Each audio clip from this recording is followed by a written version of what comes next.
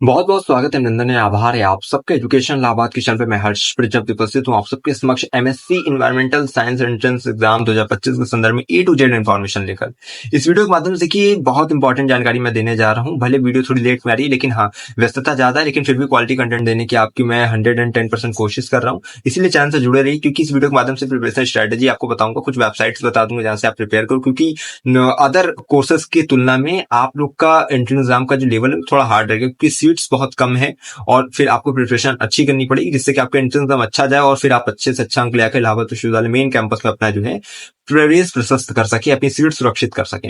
तो वीडियो बहुत ध्यान से देखना है। इस वीडियो में कुछ टॉपिक्स को कवर करेंगे जिसमें आपकी एलिजिबिलिटी क्राइटेरिया आ जाएगी, फॉर्म की फीस बताने से कोई मतलब नहीं है क्योंकि फॉर्म की डेट तो अब खत्म हो गई, लेकिन हाँ फ्यूचर में जो भी बच्चे इस वीडियो को देखेंगे उनको मद्देनजर रखते हुए हम एलिजिबिलिटी क्राइटेरिया, फॉर्म की फीस, सीट्स, एग्जाम का pattern, cut off, syllabus, books, ठीक है, टॉपर के नंबर्स और उसके बाद सेफ स्कोर और टारगेट आपका क्या होना चाहिए, प्रिपरेशन स्ट्रैटेजी, एडमिशन फीस और गैप ईयर का क्या प्रावधान है, इसके साथ निगेटिव मार्किंग पहले बता दे रहा हूँ, नहीं निगेटिव मार्किंग, ठीक है, और हॉस्टल अलॉटमेंट, बहुत सी चीजें हम इसमें डिस्कस करने वाले हैं। तो बहुत ध्यान से आप ये वीडियो देखिएगा। सबसे पहले बात करते हैं एलिजिबिलिटी क्राइटेरिया की।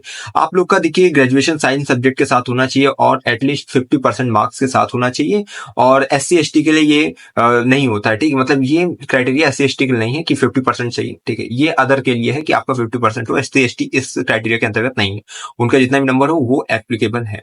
फॉर्म की फीस की बात करें देखिए तो 1600-800 रुपए, यानी जनरल डब्ल्यू ओबीसी के लिए 1600 रुपए है और SC ST PH के लिए 800 रुपए होती है इसकी फीस, ठीक है। सीट्स की बात करें तो 30 सीट है, 30, ठीक है, तो 30 सीट्स आपकी इसमें है और ये केवल मेन कैंपस में अवेलेबल है, एमएससी इन्वायरमेंटल साइंस, ठीक। एग्जाम का मोड की अगर बात करें तो केवल ऑनलाइन मोड में इसका एग्जामिनेशन होगा, ठीक।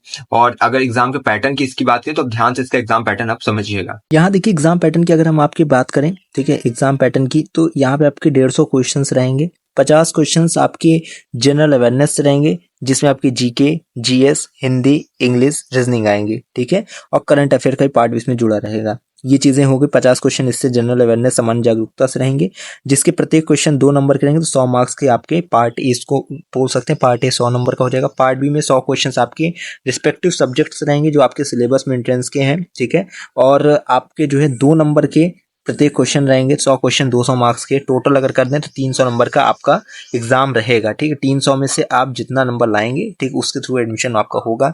150 क्वेश्चन, प्रत्येक क्वेश्चन 2 नंबर का, 300 नंबर का मार्क्स रहेंगे। चीजें समझ में आ गई होगी आपके। अब आपको अपनी स्क्रीन पे सिलेबस इन्वायरमेंटल साइंस का दिख रहा होगा तो इसको अच्छे से देख लीजिएगा। बाकी जो है ये टेलीग्राम में जो ब्रोशर की PDF है उसमें भी आप डाउनलोड कर सकते हो, स्क्रीनशॉट भी आप इसका रख सकते हो। बात करें कट ऑफ की, ठीक है, कि कट ऑफ कितनी जाती है। 2023 की बता रहा हूँ, 2024 की बता रहा हूँ।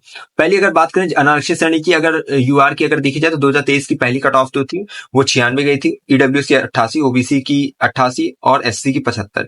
इसके बात करें 2024 की तो पहली कट ऑफ UR की 99, EWS की 96, OBC की 63 और SC की 65 गई थी, ठीक है।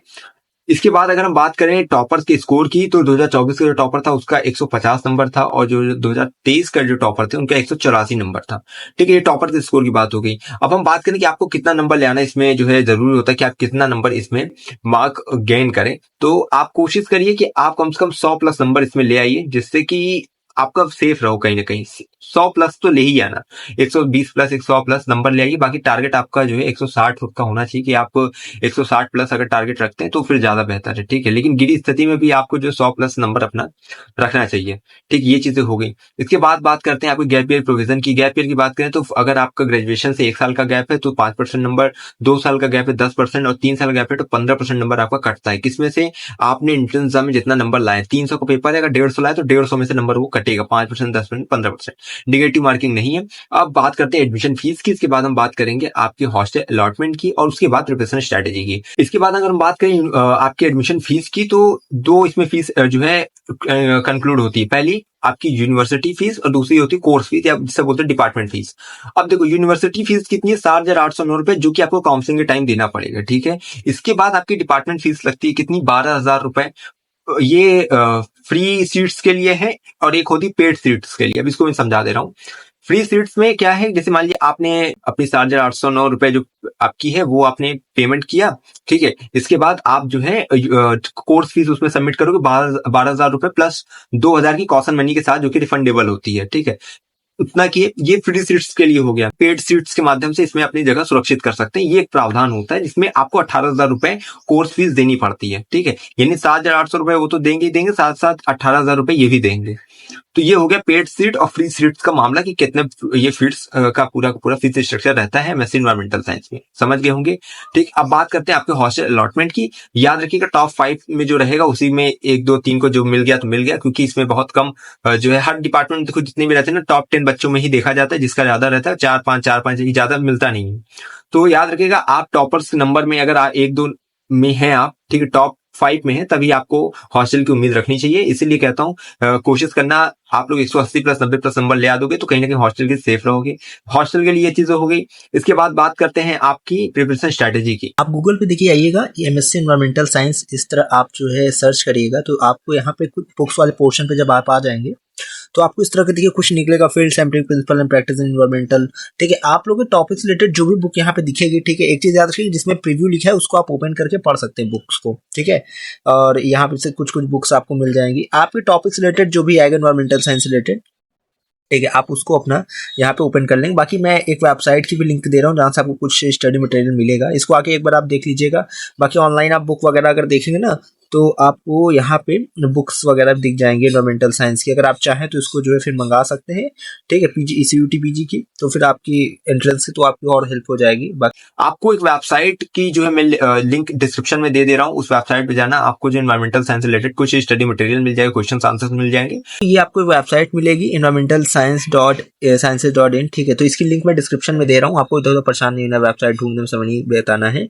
आप नीचे आओगे तो आपको यहाँ पे देखो यहाँ पे कुछ टाइम्स वगैरह मिल जाएंगे और ये चीजें हैं, यहाँ पे क्वेश्चंस वगैरह मिल जाएंगे, what is the density of mental और बहुत सी चीजें हैं, द थ्योरी ऑफ, यहाँ पे आपको क्वेश्चंस वगैरह आपको मिल जाएंगे, ठीक है। तो आप क्वेश्चंस वगैरह देखना और बहुत से इसमें क्वेश्चंस है, नीचे जाओगे तो और भी चीजें मिल जाएंगी आपको, ठीक है। तो वेबसाइट याद रखना, थोड़ा बहुत यहाँ पे हेल्प होगा। और बाकी एक चीज याद रखना, एंट्रेंस का जो सिलेबस है, ठीक है, उसके जो टॉपिक्स हैं उसको इसी तरह एमसीक्यू आपको निकाल के गूगल से पढ़ना है, यूट्यूब से पढ़ना है, जिससे आपकी प्रिपरेशन हो सके, क्योंकि कोई स्पेसिफिक बुक इलाहाबाद विश्वविद्यालय की नहीं आती है एनवायरमेंटल साइंस के लिए, होती तो मैं अपलोड कर देता जैसे मैंने अन्य विषयों की है। बाकी GK GS Hindi English reasoning के लिए आप लोग को अपना वही पुष्कर की और शिल्पी पब्लिकेशन की बुक उठा लेनी है जो कि टेलीग्राम पे अपलोडेड है, ठीक है। तो उधर कहीं परेशान नहीं होना, वो सब बुक उधर से देखिए, बाकी ये चीज इधर। टॉपिक्स आपका कुछ भी मिले कहीं से, आप बुक्स मत देखिए कि एमए की एमएससी की किसकी, आपका टॉपिक मिल रहा है बस उसको कवर कर जाइए, ठीक है। यही प्रिपरेशन स्ट्रेटजी आपकी, जिससे कि आपका काम हो जाएगा। बाकी आपको जो सिलेबस दिया गया ब्रोशर की पीडीएफ में, ठीक है, उससे रिलेटेड आपको गूगल पे पीवाईक्यू नहीं, आपको एमसीक्यू निकालने हैं, ठीक है, मल्टीपल चॉइस क्वेश्चंस, और उसकी प्रैक्टिस करनी है।